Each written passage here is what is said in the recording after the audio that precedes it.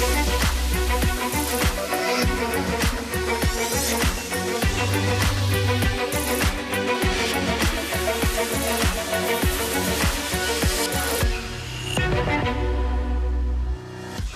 morning. It is Tuesday, the 19th of May. I'm Maeve McMahon, and this is Europe Today, your daily dose of European news and analysis, live here on Euronews. Coming up, US President Donald Trump has said he is holding off on a military strike on Iran as Gulf countries told him serious negotiations are taking place. His comments come as G7 finance ministers and central bank governors gather in Paris amid rising concern over the economic fallout from the Middle East conflict. And in a nod to farmers across Europe, Brussels will unveil its so-called fertiliser action plan today. The €1 million plan will be funded by leftover CAP funds and aims to support farmers facing a blockage of fertiliser supplies in the Strait of Hormuz. But many farmers are concerned and are demanding an exemption from the EU's carbon border tax rules. Plus, MEPs gather in Strasbourg today to, among other things, try to, quote, Trump-proof the EU-US Turnberry trade deal. The heat is on since the US president threatened new tariffs on European cars, and EU capitals are nervous about strong safeguards in case Washington retaliates. We'll be live in Strasbourg. But we can start with that G7 finance ministers meeting taking place today in Paris, where the US Treasury Secretary has already sparked concern after announcing a pause in sanctions on Russian oil exports. The talks come as investors remain nervous about inflation, higher borrowing costs and the long-term economic impact of the war. For the latest, we're joined here in the studio by our Maria Today, our Europe editor. Maria, these meetings take place at a very crucial time for the European economy. What can be achieved really today? Well, yes, for the European economy, but also the global economy, because we still see the ramifications from the situation in the Middle East and, of course, the Strait of Hormuz, which is far from operating normally. Now, for this meeting is day two. This is, just to set the scene for our viewers, an elite gathering of G7 ministers, G7 central bankers. The head of the European Central Bank, Christine Lagarde, will also be there, and the boss of the Eurogroup. On the agenda, there's a number of issues which go from trade to sanctions to, of course, China. Increasingly, trade tensions between the European Union and the Chinese are palpable. But to start with the sanctions, yesterday, as you mentioned, the United States once again confirming and announcing that they will extend this waiver on Russian oil. That means that Russian oil that is at sea, that is in transit, countries will be able to buy it and not be in breach of U.S. sanctions. So that is significant in terms of what the U.S. is hoping to achieve, which is to ease some of the concerns of the supply, but also to bring down some of the price pressures because of the instability in the Middle East. The flip side is that Russia will financially benefit from this decision, which will be in place for the next 30 days. For the Europeans, this is bad news, and it is a blow to their strategy because it means, yes, once again, sanctions will be eased on Russian energy. The Europeans argue it's the complete opposite. The strategy should be totally radically different. This is the time to increase the pressure on the Russians and not allow them to cash in on global instability. But the U.S. seems to be concerned, as I mentioned, with global supply. They say they're also doing this, quote, for vulnerable nations that are now feeling the heat because of the war. Of course, obviously, the war is led by the U.S., Israel versus Iran. And they also argue that it will stop China from stockpiling the oil that is available for the Europeans. However, it is a blow to their strategy when it comes to the sanctions. The other issue that will feature heavily is China and the Chinese overcapacity. We've talked about this on the show repeatedly on Euronews. For the Europeans, this is key. They believe that the Chinese, with this massive overload in capacity, a lot of that could be, quote, dump, which is not a very polite term, but the idea is that they will now try to relocate some of their extra production to Europe. That could have an impact on the European industry not being able to compete on the same terms. We spoke on Euronews with the Commissioner for Trade, who said that the EU will not allow this, that they will fight and really fight hard for every industry and every job. And at the same time, you're seeing increasingly more defensive measures from the Europeans. The Financial Times, of course, yesterday reported that the EU could be prepared to intervene the supply chain. And there's also been reports that the EU will seriously now consider plans to diversify suppliers coming into Europe. So a lot of that will feature heavily in this meeting. Pretty high stakes meeting. And this meeting comes, of course, as Vladimir Putin, the Russian president, is on his way to Beijing. But just tell us as well, speaking of energy, we've seen Italy's Giorgia Meloni upping the ante over deficit rules here in Brussels. Well, she has. And these two stories, of course, are connected because energy prices, we've seen now more than 3 months of elevated energy prices. The Strait of Hormuz is this crucial point for global oil and is still far from, as I mentioned, operating normally. All of that is having trickle-down effects on the European industry. For a country like Italy, really is the SMEs, it's the small and medium companies that are the backbone to this country.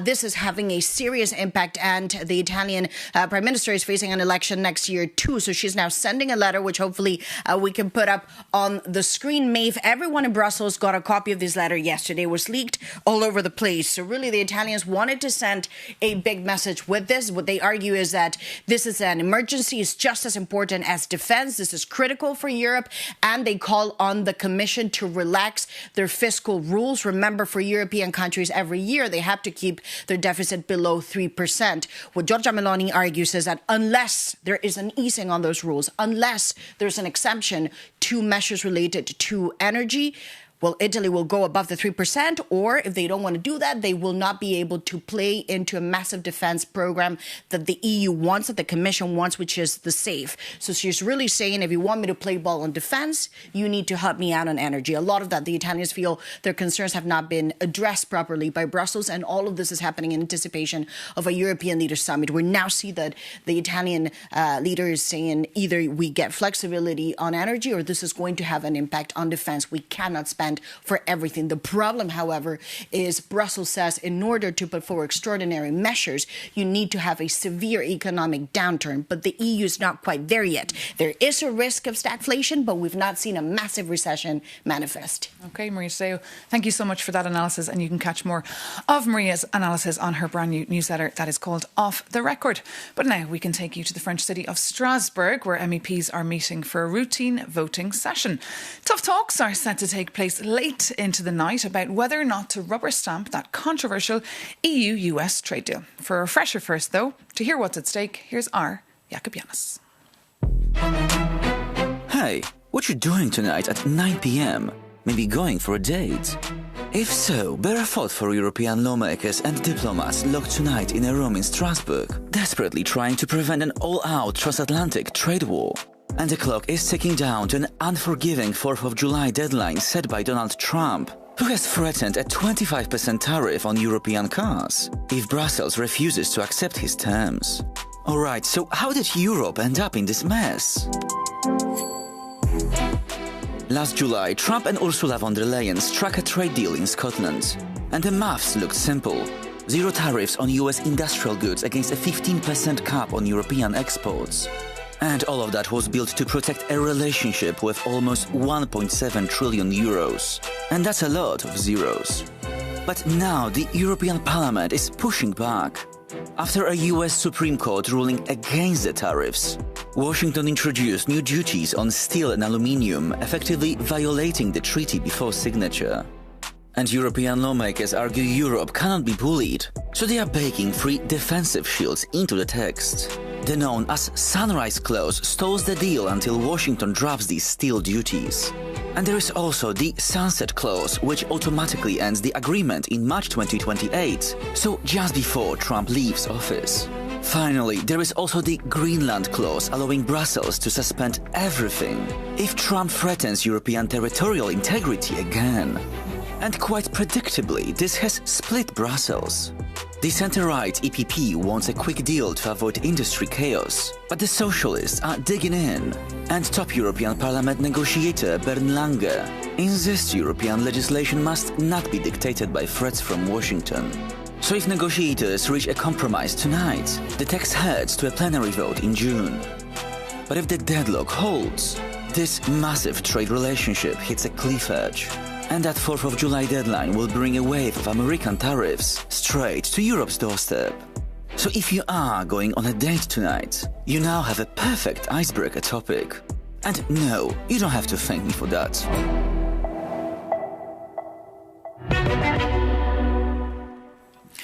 Jacob Yanis there. Well, our correspondent in Strasbourg, Vincenzo Genovese, has plans for tonight. He'll be covering these crunch talks for Euronews, and he's standing by for us this morning in the very European Parliament in Strasbourg. So good morning, Vincenzo. Just tell us, it is make or break time now for the EU-US trade deal. Tell us more. It is, Maeve. Good morning from Strasbourg. As you said, as you explained, clock is ticking, pressure is mounting from the US administration to get this deal done, but there are still some clauses, some details to fix, and we are here with Juliana Zovko, who is one of the people who will be in the room. She's the negotiator from the European People's Party. Why is taking so long? But we must understand that we are here represented by different political groups. So on one hand, I'm representing European People's Party, the centre-right party that is pro-business, jobs-orientated, and it's trying to save European industry and European jobs and to give them certainty by making this deal done and by closing this deal. But on the other hand, you have groups who are really advocating ideological fight on the other side of the ocean, which I'm strictly against. And we are having all these geopolitical changes being a part of the deal, which is not from the start meant to be. So the prolongation, extension is despite our will, despite the will of European People's Party. The socialists are trying to stick to stricter clauses, let's say like this. Okay, but US President Donald Trump said there is a deadline for July. After this, much higher tariffs. So do you feel the pressure? But that's a part of the interpretation, how this European Union is treating the deal that was done in August last year. I mean, if I was an American, I would also be confused about our side of respecting the deal, because Americans have started his part immediately. The process is much more simple, but the complex procedure that is completely acceptable from this side, and all this legislative procedure is taking a long time. And ideological fight, as I already said, in what is going on in the United States. We, European People's Party, wanted this deal done immediately, but I'm afraid we cannot do it on our own. But do you feel confident for tonight? I mean, what are the most contentious points? I know it's a difficult question. I mean, I felt confident yesterday. It's like the weather in Brussels or here in Strasbourg. It changes, every hour. And by the news that I'm receiving, I'm also receiving different messages from my colleagues. And I'm not so confident this morning by the. What did it change? No, but I haven't seen that the position has changed, so we will see. We have a shadows meeting, and I will discuss with my colleagues how serious we are to enter into negotiations to get this deal done tonight. But what happens if you can't strike a deal? I mean, this is one of the last chances to get the deal done and for it to be approved in June plenary session, so to match Trump's deadline. What will happen? It will happen a perfect storm. For our industry, for our jobs, for our tourism. I'm from Croatia. Everything will, spiral from German car industry to Italian cheese industry, wine and everything to Croatian tourism industry. The perfect storm will happen, and then the consequences will be clear who will be paying it. And from the start, I was saying I was for our part of the deal to be respected, and I'm not responsible for a perfect storm we are running into. Okay, let's hope not. Juliana Zovko, thank you very much and good luck, I think. I think you need it. Maeve. Of course, good luck. We'll all keep a very close eye on whether that does end out to be a perfect storm and report it here on Euronews. But Vincenzo, before you go, tonight today will also be taking a moment out to hand out the so-called European Order of Merit Prize. It goes to a figure who's been working towards pushing EU values and integration. There's some well-known figures up for the prize. Tell us more. Yes, indeed. European Parliament President Roberta Metsola will honour the laureates of the European Order of Merit. 20 prominent European figures have been selected, including Ukrainian President Volodymyr Zelensky, Moldovan President Maia Sandu, former Polish President Lech Walesa. There are also the Irish rock band U2, that you know very well, and basketball player Giannis Antetokounmpo. But the most controversial name is probably former German Chancellor Angela Merkel. We know her legacy is quite disputed. She has been a stabilizing force during her 16 years in power. She was a reassuring presence. Indeed, Germans nicknamed her Mutti, which means mom. But she had also, let's say, dark sides. For example, the debt crisis, Germany's interdependence with Russia, the appeasement towards Vladimir Putin after the annexation of Crimea in 2014, the shutdown of nuclear energy was also a contentious point, and Commission President Ursula von der Leyen criticized it like in the past months. So opinions are quite divided on Merkel's legacy, and it will be very interesting to see how the hemicycle will react today to her brief address here in the plenary in Strasbourg at 11:30. Okay. And of course, we will follow it on Euronews, Maeve. We will indeed. A long morning and night for you there in Strasbourg, Vincenzo Genovese. Thank you so much for that live update. But now, back in Brussels, exactly 25 years ago, EU member states agreed to set up an EU military committee to respond initially to the Balkan conflicts of the 90s. And this week, EU chiefs of defence from all across Europe will be flocking to Brussels to celebrate. But souring the mood, of course, will be the ongoing war in Ukraine and the conflict in the Middle East. For more, I'm joined here in the studio by General Sean Clancy, that's the chairman of the EU Military Committee. Good morning. Lovely to have you with us. So this week, as I said, chiefs of defence will be flocking to Brussels to celebrate. But are you all on the same page when it comes to the threats facing the Union today? Oh, very much so. I think flocking into celebrations, I think it's a moment of reflection more than celebration. I think it's a time to pause and reflect how far the European Military Committee, but the European paradigm of security and defence has come as a whole over that period of time. No more so in the last 4 years, and you've mentioned it, Ukraine, which is the number one priority for all of us and the focus of everyone. Although we do come from the geographical spaces throughout Europe, so it's north, south, east and west, and we take all of these things into consideration. But Ukraine, of course, is the primacy and the priority on which we examine it. And this week, of course, with the chiefs of defence, we will be looking at shaping the challenges that influence all of us.